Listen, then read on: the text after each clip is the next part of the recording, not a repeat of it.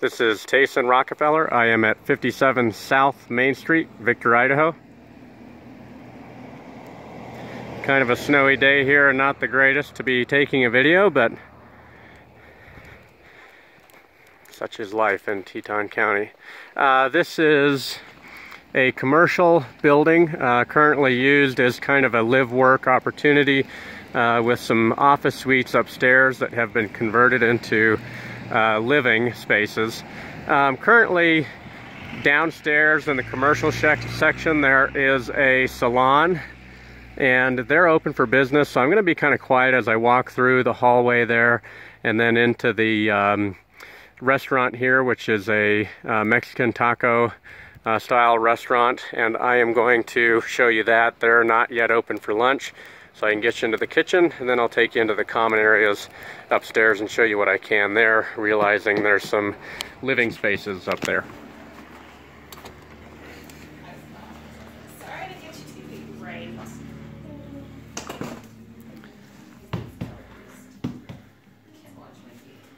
did the same thing too.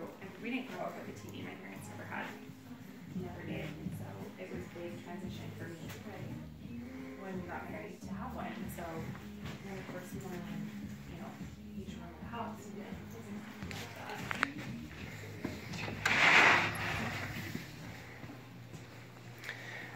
I just focused on what is a doorway actually that connects the two. Currently it's configured as two spaces with this hallway that would be locked connecting the two. There's some mechanical down here, forced air, heat throughout the building. Of course it's on city water and sewer, so some of these closets actually house the furnace systems. You have a men's and a women's restaurant here for the salon space.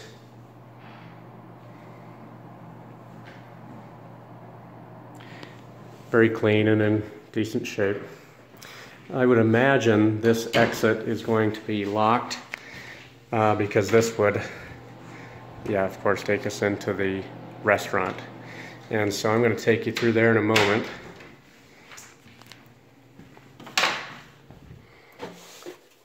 Kind of a mechanical room here where all your electric panels are, hot water heater.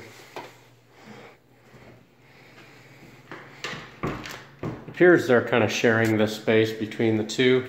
You'd have a men's and a women's potentially that would be shared with the restaurant as well as the salon. And again, these are both very clean and in good condition.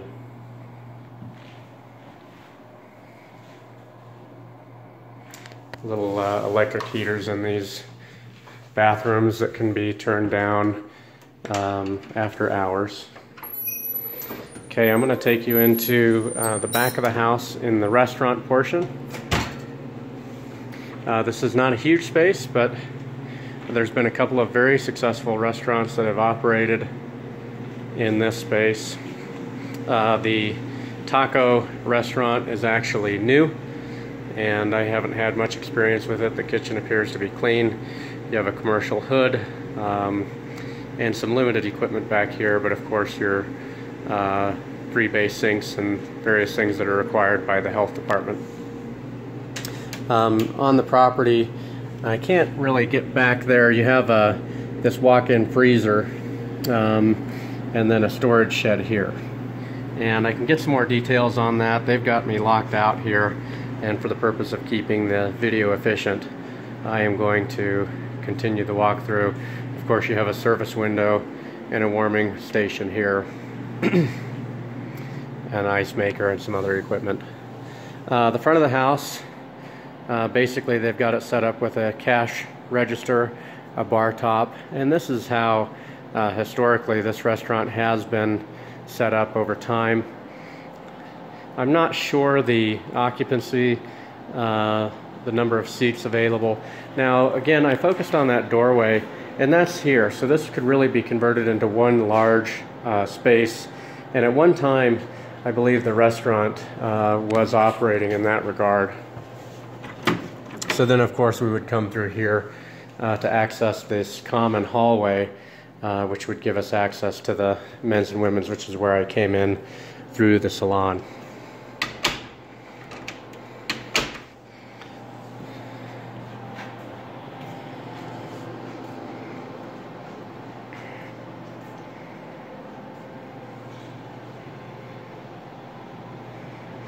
Okay, so that's it for the main floor, apart from the walk-in that I wasn't able to access.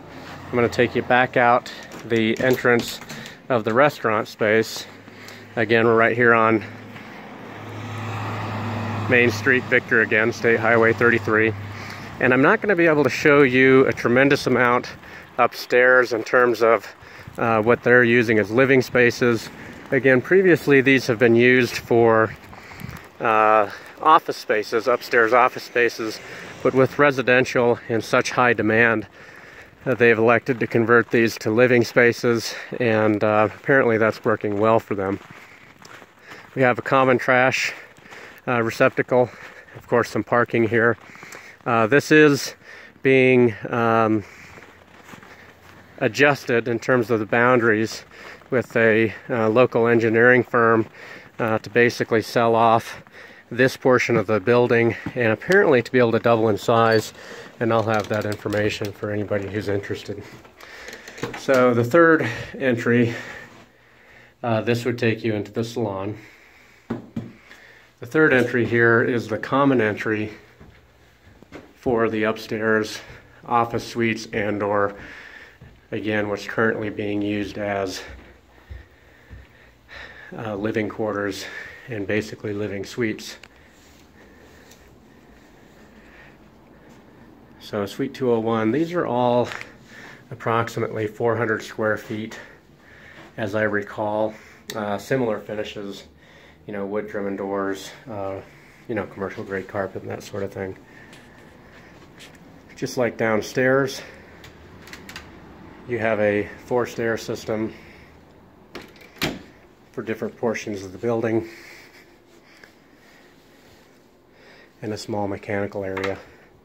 So what these folks are actually doing is sharing the restroom space.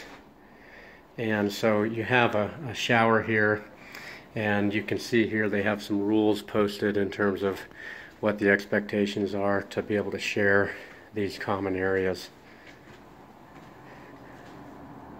This one here does not have a shower.